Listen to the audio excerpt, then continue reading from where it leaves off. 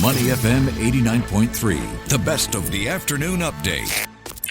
Money FM 89.3. Welcome to Industry Insight, where we explore the forces shaping Singapore and Southeast Asia's industries and discover trends and business opportunities through insights and analyses from industry captains across various sectors. Today, we're diving into a topic that hits close to home for many families, not only in Singapore but also further afield across Asia. I'm talking about aging. Specifically, how do we ensure that our seniors, our parents, grandparents, and even ourselves one day can age with confidence, dignity, and financial independence? Singapore is on track to become a super-aged society by 2026, with over 21% of the population aged 65 and above. And by 2030, that number jumps to 1 in 4. So what does that mean for financial planning? How are industry leaders approaching financial services to support the senior community? This afternoon, I'm pleased to have Susan Tan, Group Segment Head at OCBC Bank, join us to share more insights. OCBC has recently launched an initiative specially designed to support our seniors. Susan, great to have you on the show. Hello, hi Lily, hi everybody. Welcome. Now, pleasure to have you on the show. Susan, let's start with the why. Now, I understand that OCBC has committed over $2 million to this new initiative called the SeniorCare Programme, and it's aiming to reach over 180,000 seniors in the next 3 years. What prompted this move? Actually, OCBC Senior Care didn't just come out from nowhere, right? Actually, a couple of years ago, OCBC has been working on this program called Digital Silvers, right? We have been teaching seniors about digital literacy, how to use scan and pay, how to stay safe from scammers, right? So last year, a few of us came together and we asked ourselves, is that good enough, right? Is that good enough that we just teach them about digital literacy? Obviously, the answer is no, right? So we come out on a more holistic program that goes beyond just financial well-being and more than just digital literacy, right? We want to talk to them about health. We want to talk to them about lifestyle, which is something that the bank has our core strengths in, right? And we want to address the needs of health, wealth, as well as lifestyle beyond just digital. That's how we came about this whole program, Senior Care.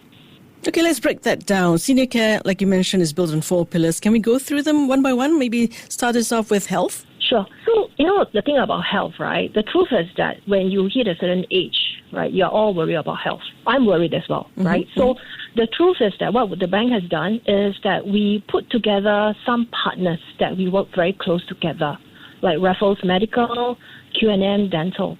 And we talked to the partners and said, hey, we want to run a program together. Are you in? Then the 2 partners says, obviously, right? We are also here to partner the bank to offer benefits to seniors. And when we talk about health, we also work alongside Great Eastern, right? Great Eastern is part of our group on insurance products that's suitable for them. And as part of the bank, we also work on this corporate social responsibility about providing counseling sessions in the homes of the seniors. So this is about health. But when it comes about wealth, I think we cannot assume that all seniors are not interested in building their wealth. It's not true. It depends on individuals, right? So we have time deposit rates for seniors. We have savings account for seniors as well. Right. And obviously, there are other products that are suitable depending on your risk appetite. And we have also put together what we call care ambassadors at the branches to be able to relate to the seniors. Many a times when we go for events, we go to the branches for site visits, we talk to seniors. I think they always tell us the biggest challenge is that we don't understand what they are saying and they don't understand what we are saying. So this care ambassador speaks their language, right? So that is about wealth. Okay. The thing about literacy is, as I said, it's not just about digital literacy. We want to be there also for financial literacy. Many a times, even before they hit 60, when they get their CPF money, we all ask ourselves, what do we do with the CPF money? Right? So we want to partner with CPF to have regular talk at the branches. We have done 1 or 2 sessions already, and it's very well received. There were many, many questions that have been asked. Whether they are in their 50s or whether they are in their 60s, everybody has the same concern. What do I do with the money, right? The last part is about lifestyle, right? When the truth of the matter is that, seniors, they have money, right? But they're also worried about isolation. They need friends. They need networking. That's very important. I think mental health is one of the most important parts, right? Mm-hmm. So we have lifestyle offers. We want the seniors to go out, get out of their home, meet their friends, right? So we offer offers like from Sheng Siong or from Soup Restaurant or from ZTP, right? Or many, many restaurants, right, that will be coming, right? So we want to offer lifestyle offers for them. So these are the 4 pillars that is in the senior care program. That's fantastic, Susan. You mentioned mental health earlier. It's for seniors, it's still a bit of a taboo topic, so it's great to see that being addressed. But how do these 4 pillars come together to support financial well-being? I mean, like you mentioned, this is wealth planning would be one of OCBC's core strengths. So I guess the truth is that one of the pillars, as I said, is about wealth, right? Wealth doesn't necessarily is investments or insurance. It's not true, right? Wealth is also about the understanding about the instruments that's available for them, right? So we have like Money Insights on app, and you know that OCBC app, as we support dual languages, right?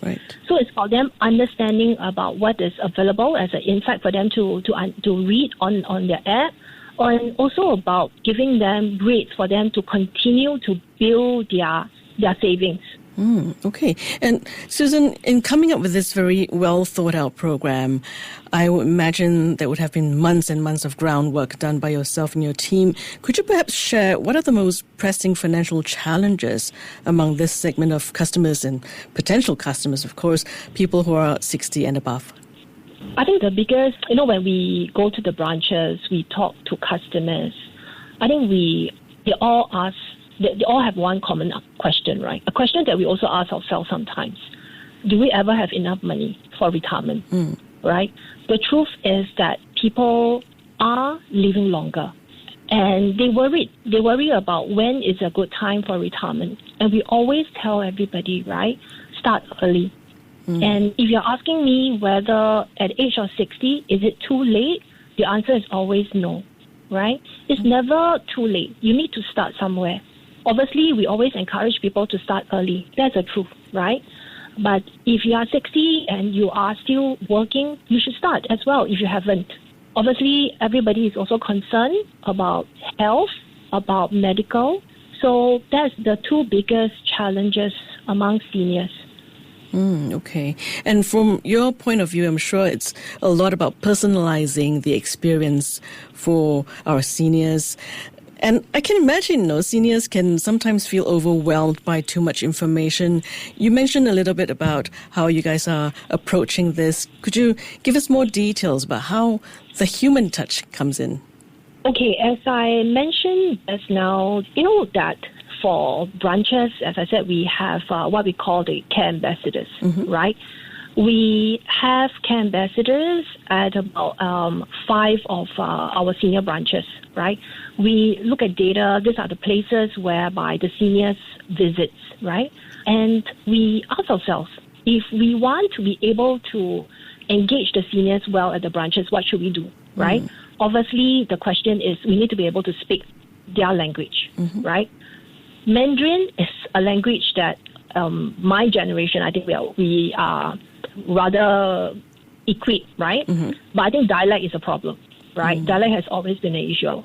So, but we got care ambassadors who speak the dialects to be able to engage the seniors, right? So these are the little personalized things that we want to do for the seniors to be able to relate to them. Yeah.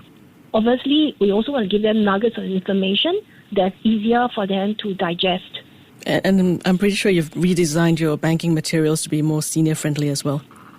Yes, so what we are also doing is that working alongside the wealth management team is also come up with articles that's easy for them to understand, whether it's in point form, easier for them to read, all that is all in the works here. Okay. Susan, I understand you're also working with seniors outside of your customer base. How do you intend to reach these seniors? So we are running activities at the community centers, right? Running activities at community centers, working together with our corporate communication team in terms of care corners to be able to reach out beyond our database, right, of seniors. So our program is obviously for everybody. Okay. All right. In the banking industry, what kind of support is there for seniors experiencing cognitive decline in managing their financial affairs securely? I think you can, I read for a lot of articles that I think the bank, in terms of the branches, the staff, they are very well trained to spot red flags. They know what to do, right? When the customer comes to the branches, and then they can detect. Yeah, let me tell you a story about it, right? I love stories. Last 2 years ago, a year plus ago, my son was attached to a branch in OCBC when he was waiting for his NS, right? And he come back telling me that I am super impressed with the branch staff, right? Not because he's working in OCBC Bank, yeah. He said that, that they are all seniors who come to the branch, show them pictures of all the doctored images, right, about love scams.